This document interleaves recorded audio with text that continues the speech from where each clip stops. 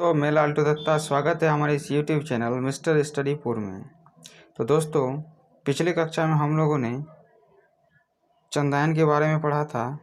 आज हम लोग मृगावती के बारे में पढ़ेंगे, ठीक है।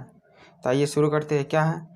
मृगावती को आचार्य रामचंद्र शुक्ल सूफी प्रेमाख्यानक काव्य परंपरा का पहला ग्रंथ मानते हैं। तो देखिए दोस्तों, क्या लिखा है। मृगावती जो है आचार्य रामचंद्र शुक्ल का मानना है कि सूफी प्रेमाख्यानक काव्य परंपरा का पहला ग्रंथ है। कौन सा? तो मृगावती। किंतु डॉक्टर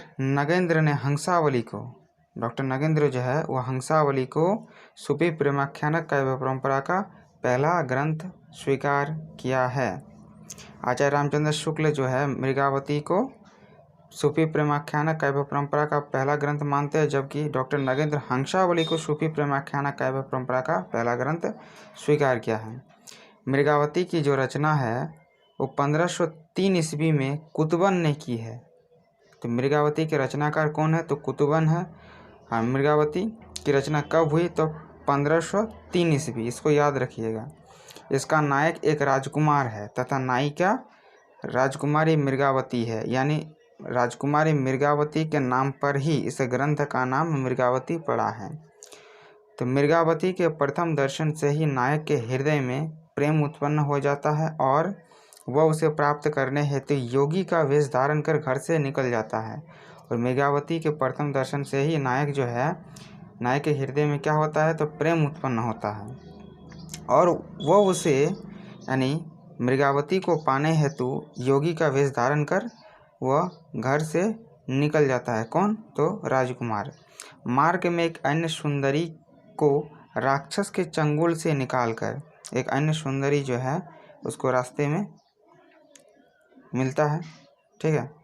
मार्ग में एक अन्य सुंदरी को राक्षस के चंगुल से निकालकर उससे विवाह करता हुआ अंत में मृगावती को प्राप्त कर लेता है।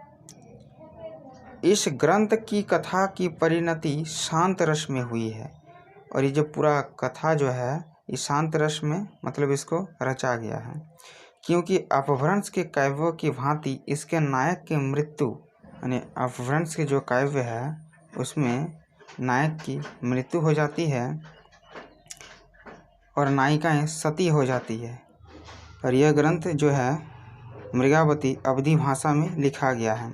इसमें भी कड़वक शैली यानी दोहा चौपाई शैली का ही प्रयोग किया गया है।